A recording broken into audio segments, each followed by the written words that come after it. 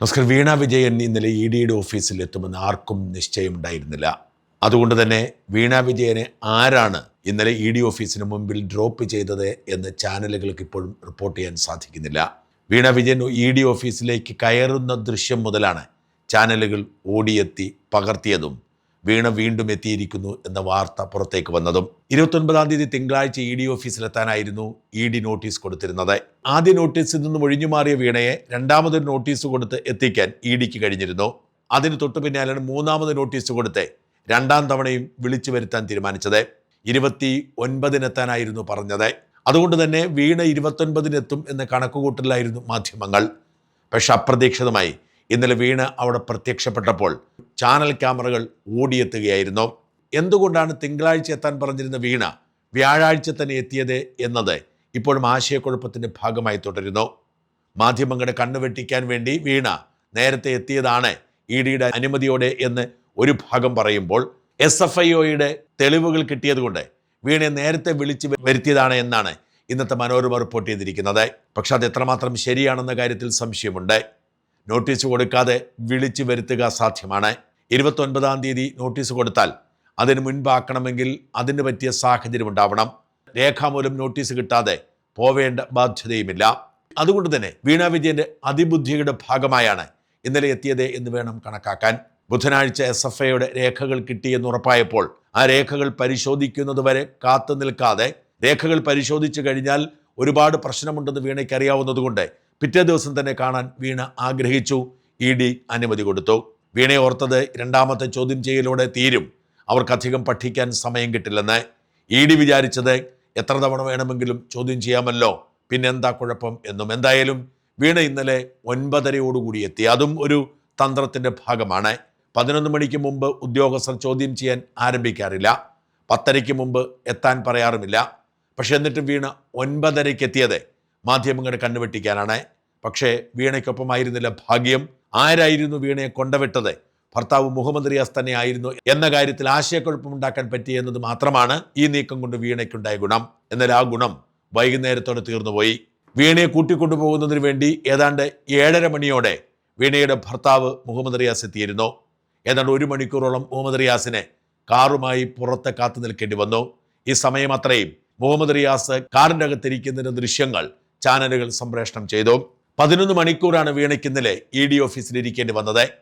9:30 മണിക്ക് അവിടെ എത്തിയ വീണ മടങ്ങുമ്പോൾ 8:30 മണി കഴിഞ്ഞിരുന്നു. എഴുതി തയ്യാറാക്കിയ ഏതാണ്ട് 150-ലധികം ചോദ്യങ്ങൾ വീണയോട് ചോദിച്ചു. പ്രധാനമായും വീണയോട് ചോദിച്ചത് ആദ്യ ദിനത്തിൽ ചോദ്യം ചെയ്തപ്പോൾ ഉയർത്തിയ ചോദ്യങ്ങളും അതിന് വീണ നൽകിയ ഉത്തരങ്ങളും, അതേസമയം SFIOയ്ക്ക് വീണ കൊടുത്ത മൊഴിയിൽ പറഞ്ഞിരിക്കുന്ന ഉത്തരങ്ങളും തമ്മിലുള്ള വൈരുദ്ധ്യമാണ്. SFIOയ്ക്ക് വീണ മൊഴി കൊടുത്തപ്പോൾ അഭിഭാഷകന്റെ സാന്നിധ്യമുണ്ടായിരുന്നു. ആ മൊഴിയിൽ പറഞ്ഞിരിക്കുന്ന കാര്യങ്ങളും വീണ ഇ ഡിക്ക് മുമ്പിൽ പറഞ്ഞിരിക്കുന്ന കാര്യങ്ങളും തമ്മിൽ പല കാര്യങ്ങളിലും വ്യതിയാനമുണ്ടായിരുന്നു. ഈ വ്യതിയാനത്തെ കേന്ദ്രീകരിച്ചായിരുന്നു ഇന്നലത്തെ പ്രധാനപ്പെട്ട ചോദ്യം ചെയ്യൽ. ഉദാഹരണത്തിന് SFIO മൊഴിയെടുത്തപ്പോൾ തനിക്കൊരു ലോക്കർ ഉള്ള കാര്യം വീണ വെളിപ്പെടുത്തിയിരുന്നില്ല. എന്നാൽ പിന്നീട് ലോക്കറുമായി ബന്ധപ്പെട്ട സാമ്പത്തിക ഇടപാടുകളുടെ വിശദാംശങ്ങൾ ഇ ഡിക്ക് ലഭിക്കുകയും അങ്ങനെ ഒരു ലോക്കർ ഉണ്ട് എന്ന് കണ്ടെത്തുകയും ഇ ഡി കോടതിയുടെ അനുമതിയോടെ ആ ലോക്കർ തുറന്ന് പരിശോധിക്കുകയും ചെയ്തു. ലോക്കറിൽ നിന്നും കാര്യമായ രേഖകളൊന്നും ലഭിച്ചില്ലെങ്കിലും ഈ അടുത്ത കാലത്ത് ലോക്കർ തുറന്ന് നിർണായകമായ പല രേഖകളും കൊണ്ടുപോയി എന്ന വിവരം ബാങ്ക് അധികൃതർ ഇ ഡി അറിയിച്ചിട്ടുണ്ട്. ഇത് തെളിവ് നശിപ്പിക്കാനുള്ള നീക്കത്തിന്റെ ഭാഗമാണ് എന്ന നിഗമനത്തിൽ അന്വേഷണം കടുപ്പിക്കാൻ ഇ ഡി തീരുമാനിച്ചിരിക്കുന്നു. അതുകൊണ്ട് തന്നെ ഇന്നലെ വീണയോട് ഏറ്റവും അധികം ചോദ്യങ്ങൾ ചോദിച്ചത് ലോക്കറുമായി ബന്ധപ്പെട്ടായിരുന്നു. ലോക്കറിൽ നിന്നും എന്ത് രേഖയാണ് വീണ കടത്തിയത് എന്ന് അന്വേഷിച്ച് കണ്ടെത്താനുള്ള നീക്കമാണ് ഇന്നലെ പ്രധാനമായും നടന്നത്.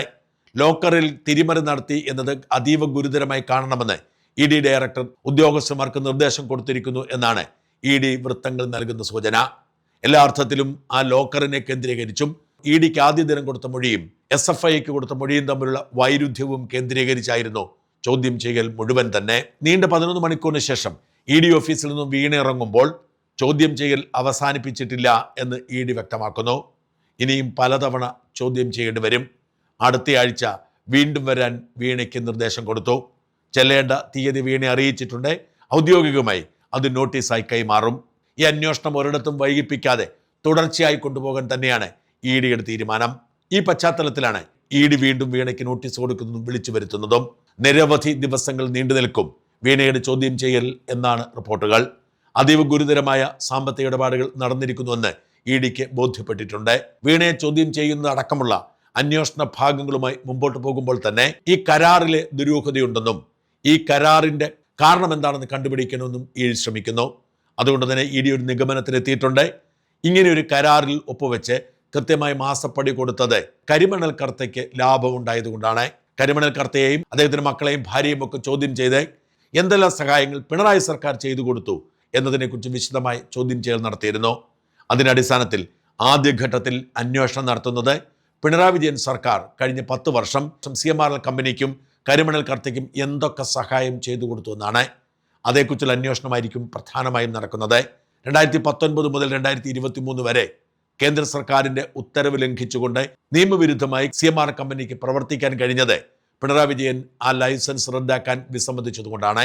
സ്വകാര്യ മേഖലയിൽ കരിമണൽ ഖനനം നിരോധിച്ചുകൊണ്ടുള്ള കേന്ദ്ര സർക്കാരിന്റെ ഉത്തരവും അത് റിമൈൻഡ് ചെയ്തുകൊണ്ട് കേന്ദ്ര സർക്കാരിലെ വിവിധ വകുപ്പുകൾ സർക്കാരിന് എഴുതിയ കത്തുകളും കേരളത്തിലെ വ്യവസായ വകുപ്പ് ഡയറക്ടറും സെക്രട്ടറിയും ഒക്കെ സർക്കാരിനെ ഓർമ്മിപ്പിച്ച കത്തുകളുമൊക്കെ അഴിമതിയുടെ തെളിവായി മാറും. ഇത്തരമൊക്കെ നിർദ്ദേശങ്ങൾ കൊടുത്തിട്ടും കരിമണൽ ഖനനം കർത്തയ്ക്ക് തുടരാൻ കഴിഞ്ഞത് അഴിമതി ഇടപാടാണെന്നും അതിന് കിട്ടിയ ഒരുപാട് പ്രതിഫലങ്ങളിൽ ഒന്ന് മാത്രമാണ് മാസപ്പടിയെന്നും നിഗമനത്തിലെത്തുകയും അത് കൃത്യമായി തെളിയിക്കാൻ കഴിയുന്ന സാഹചര്യം ഉണ്ടാവുകയും ചെയ്യും.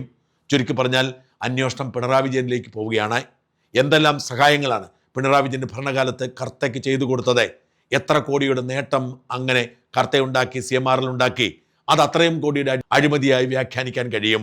അതായത് പിണറായി സർക്കാർ വഴിവിട്ട് CMRLനെ സഹായിച്ചത് വീണയ്ക്ക് മാസപ്പടി കൊടുത്തതുകൊണ്ടാണ്. അവിടെയാണ് മറ്റൊരു വലിയ അപകടം പിണറായിയെ കാത്തിരിക്കുന്നത്. അഴിമതി അന്വേഷിക്കേണ്ടത് ഇഡി അല്ല, ഇഡി അന്വേഷിക്കേണ്ടത് കള്ളപ്പണ ഇടപാട് മാത്രമാണ്. കള്ളപ്പണ ഇടപാടിന്റെ വിശദാംശങ്ങൾ തേടുമ്പോഴും അഴിമതിയുടെ വിശദാംശങ്ങൾ കണ്ടെത്തി കഴിയുമ്പോൾ അവ CBIക്ക് കൈമാറുകയും CBI രംഗപ്രവേശം ചെയ്യുകയും ചെയ്യും. ഇവിടെ CBIയുടെ രംഗപ്രവേശം ഏറെ വൈകാതെ ഉണ്ടായേക്കുമെന്ന് തന്നെയാണ് റിപ്പോർട്ട്. പിണറായി സർക്കാർ CMRL കമ്പനിക്ക് ചെയ്തു കൊടുത്ത സഹായങ്ങൾ അഴിമതിയായി മാറുകയും അതിന് തെളിവായി വീണയുടെ മാസപ്പടി ലഭിക്കുകയും ചെയ്യുമ്പോൾ CBI പുതിയ കേസ് രജിസ്റ്റർ ചെയ്ത് പിണറായിക്ക് വലവിരിച്ച് എത്തിയെന്ന് വരാം. എന്ന് വെച്ചാൽ വീണ വിജയന്റെ ചോദ്യം ചെയ്യൽ 2ാം ദിവസത്തിലേക്ക് കടന്നപ്പോൾ പിണറായി വിജയനുള്ള വല റെഡിയായി കഴിഞ്ഞിരിക്കുന്നു. ഇത് തിരിച്ചറിഞ്ഞാണ് CPM ഇപ്പോൾ പ്രതിരോധിക്കുന്നത്.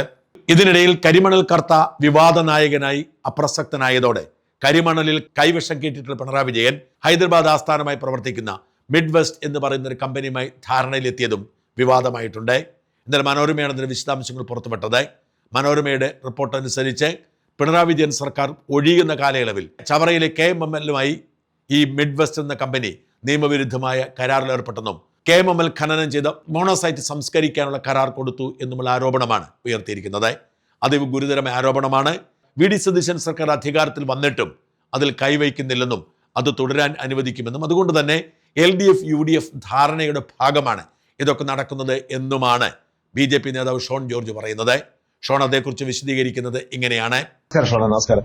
ഇന്ന് 2 കാര്യങ്ങൾ. ഒന്ന്, ഇന്നലെ ഈ വീണയുടെ ചോദ്യം ചെയ്യൽ കഴിഞ്ഞിട്ട് വീണ്ടും വരാൻ പറഞ്ഞിരിക്കുന്നു. പല എന്തെങ്കിലും അപ്ഡേറ്റ് കിട്ടിയോ ഇന്നലത്തെ ചോദ്യം ചെയ്യലുമായിട്ട് ബന്ധപ്പെട്ട്? മാധ്യമങ്ങളിലൂടെ അറിഞ്ഞ വിശദാംശങ്ങളല്ലാതെ മറ്റൊരു വിശദാംശങ്ങളൊന്നും എനിക്കറിയില്ല. എന്തായാലും വീണ്ടും ഒരിക്കൽ കൂടി ചോദിച്ചതിന്റെ അർത്ഥം ഇനി പിണറായിലേക്കും ചോദ്യം ചെയ്യൽ പോകുമെന്ന് തന്നെയാണ് ഞാൻ വിശ്വസിക്കുന്നത്. കാരണം ഇവർക്ക് പിണറായി വിജയനിലേക്ക് പോകാതിരിക്കാൻ കഴിയില്ല. ഓക്കെ. ഇനി ഞാൻ ഇന്നലെ ഒരു വെളിപ്പെടുത്തൽ നടത്തിയില്ലായിരുന്നോ? എന്താണ്, അതായത് ഈ മാസപ്പടിയായിട്ട് ബന്ധപ്പെട്ട് അതെന്താണെന്ന് പറഞ്ഞേ? അത് മിഡ്വെസ്റ്റ് ലിമിറ്റഡ് എന്ന് പറയുന്ന തെലങ്കാന ബേസ്ഡ് കമ്പനിയുമായിട്ട് അവര് ഈ KMML-ലുമായിട്ട് സ്വകാര്യ മേഖലയിൽ ഖനനം നടത്തുന്നതിനും അതിന്റെ വാല്യൂ ആഡഡ് പ്രോഡക്ട്സ് നിർമ്മിക്കുന്നതിനും കരാറിൽ ഏർപ്പെട്ടതായിട്ട് ആ കമ്പനി തന്നെ സെക്യൂരിറ്റി എക്സ്ചേഞ്ച് ബോർഡ് ഓഫ് ഇന്ത്യയെ അറിയിച്ചിട്ടുണ്ട്. അത് മെയ് മാസം 6-ാം തീയതിയാണ് അത് അറിയിച്ചിട്ടുള്ളത്. ഇവിടെ listing application and disclosure regulation എന്ന് പറയുന്ന പ്രൊസീജിയറിൽ വഴിയാണ്, അതായത് ഏത് പബ്ലിക് ലിമിറ്റഡ് കമ്പനിയും അവരേർപ്പെടുന്ന കരാറുകളെ കൃത്യമായിട്ട് സെക്യൂരിറ്റി എക്സ്ചേഞ്ച് ബോർഡ് ഓഫ് ഇന്ത്യയിൽ അറിയിക്കേണ്ടതായിട്ടുണ്ട്. അതുമായിട്ട് ബന്ധപ്പെട്ടാണ് ഇങ്ങനെ അറിയിച്ചിട്ടുള്ളത്. അതിനകത്ത് അവർ കമ്പനി പറഞ്ഞിട്ടുള്ളത് this milestone report company's diversification strategy to establish a meaningful presence in the rare earth ecosystem. This mark one of the first collaboration between the state and the private sector in the country. അതില് ഇത് 2 acre സ്ഥലം ഇവർക്ക് free ഹോൾഡായിട്ട് സർക്കാർ കൊടുക്കുന്നുണ്ട്. മാത്രമല്ല ഇതിനകത്ത് ഗുരുതരമായ പ്രശ്നം എന്ന് പറയുന്നത് ഈ കമ്പനിക്ക് കൊടുത്തു കഴിഞ്ഞ് മാത്രമേ കരിമണൽ മറ്റ് കമ്പനികൾക്ക് കൊടുക്കാൻ കഴിയൂ. 100% 100% capex by the company and the provision of raw material, land and utilized by KMML. ഇതിന്റെ ഫെസിലിറ്റീസ് എല്ലാം KMML അവിടെ കൊടുക്കാം. Nature of order, selection of lead consortium partner for execution of pilot project for processing and extraction of rare earth elements. ഇതിനകത്ത് മറ്റൊരു കാര്യം, ഇവരുമായിട്ട് ഒരു തുകയും fix ചെയ്യാതെയാണ് ഈ കരാറിൽ ഏർപ്പെട്ടിട്ടുള്ളത്. അല്ലെങ്കിൽ ഇവർക്ക് ഇത് സെലക്ഷൻ നോട്ടീസ് കൊടുത്തിട്ടുള്ളത്. ഈ കരാറിൽ ഏർപ്പെട്ടിട്ടുണ്ടോ ഇല്ലയോ എന്നുള്ളത് ഇനിയും വ്യക്തമാകേണ്ട കാര്യമാണ്. പക്ഷെ സെലക്ഷൻ നോട്ടീസ് അവർ കൊടുത്തിട്ടുണ്ട്. Not quantifiable at this stage. Project involves 100% capital investment by the company for pilot development. അതായത് തുടർന്ന് അങ്ങോട്ടുള്ള പ്രൊജക്ടുകൾക്കും ഇവരു ഈ ബിസിനസ് എന്ന് പറയുന്നത് ഈ മിനറൽ രംഗത്തും അതുപോലെ കോറിംഗ് രംഗത്തും സൗത്ത് ഇന്ത്യയിലെ തന്നെ ഒരു ഭീമനാണ്. മറ്റൊരു CMRലെ കോമ്പറ്റീഷനാണ് ചെയ്തിട്ടുള്ളത്. അത് പിണറായിയുടെ കാലത്ത് തുടങ്ങി, അത് VD സതീശൻ തുടങ്ങുന്നു. അത് വളരെ വ്യക്തമായി ഇലക്ഷന് പണം വന്നത് എവിടെ നിന്നാണ് കൃത്യമായി വ്യക്തമാകുന്ന കാര്യമാണ്. കാരണം മുഖ്യമന്ത്രി സഭയെ തെറ്റിദ്ധരിപ്പിക്കുകയല്ലേ ചെയ്തത്. യാതൊരു കരാറിലും ഒരു കമ്പനിയായിട്ട് ഇടപെടുത്തിട്ടില്ല. എന്നിട്ട് ഇപ്പൊ പറയാൻ പോകുന്നത് എന്താണ്, പൊതുമേഖലാ സ്ഥാപനങ്ങളായ KMML മാത്രമേ ഈ എക്സ്കവേഷൻ അല്ലെങ്കിൽ മൈനിങ് നടത്തൂ. പക്ഷെ മൈനിങ് നടത്തിയിട്ട് ഇതേ വഴി എടുത്തിട്ട് CMRലും ഇതുപോലെ മിഡ് വെസ്റ്റ് പോലുള്ള കമ്പനികൾക്ക് കൊടുക്കാനാണെങ്കിൽ അതിന് തുക പോലും തീരുമാനിക്കാതെ ഇത്തരത്തിലുള്ള കരാറിൽ ഏർപ്പെട്ടാൽ ഇത് നടന്നിരുന്ന കരാറ് അതേപടി തുടർന്നു. അവര് പിണറായി CMRൽ ഉപയോഗിച്ചെങ്കിൽ VD സതീശൻ മിഡ് വെസ്റ്റ് ഉപയോഗിക്കുന്നത് തുടക്കം കുറിച്ചത് പിണറായിയുടെ കാലത്താണ്. പക്ഷേ അത് പിന്നീട് ഇപ്പോ ഈ ഇലക്ഷൻ നമുക്ക് സാഹചര്യമായിട്ട് പറയാം.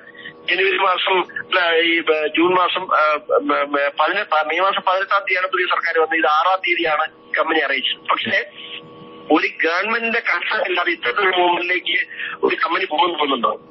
ഇത് വളരെ നേരത്തെയുള്ള പ്ലാനിംഗ് ആണ്. കേരളത്തിന്റെ സമ്പദ്ഘടനയെ തന്നെ നിയന്ത്രിക്കുന്നത് ഈ ധാതുമണലും കരിമണലുമായി ബന്ധപ്പെട്ട ഇത്തരം കമ്പനികളാണ്. ഇത് വളരെ ഗുരുതരമായ തെറ്റാണ്. മുഖ്യമന്ത്രി സഭയെ തെറ്റിദ്ധരിപ്പിച്ചു. മുഖ്യമന്ത്രി അറിയില്ലായിരുന്നു പറയാൻ പറ്റും. ഇത്രയും ദിവസം കഴിഞ്ഞിട്ട് KMML ഇങ്ങനെ കരാറിൽ ഏർപ്പെട്ടിട്ടുണ്ട് എന്ന് മുഖ്യമന്ത്രിക്ക് അറിയാതെയാണോ മുഖ്യമന്ത്രി നിയമസഭയിൽ പ്രഖ്യാപനം നടത്തിയത്? അല്ലെങ്കിൽ പ്രഖ്യാപനം നടത്തിയതിനു ശേഷം 2 ദിവസമായില്ലേ? ഇങ്ങനൊരു കാര്യമല്ല. KMML ഉദ്യോഗസ്ഥർ അവിടെ ഉണ്ടല്ലോ, അതുപോലെ വ്യവസായ വകുപ്പിന്റെ ഉദ്യോഗസ്ഥർ അവിടെ ഉണ്ടല്ലോ. അപ്പൊ ഇങ്ങനെ ഒരു കരാറിൽ ഏർപ്പെട്ടിട്ടുണ്ടെങ്കിൽ നോട്ടീസ് അവർ പറയാൻ കഴിയും.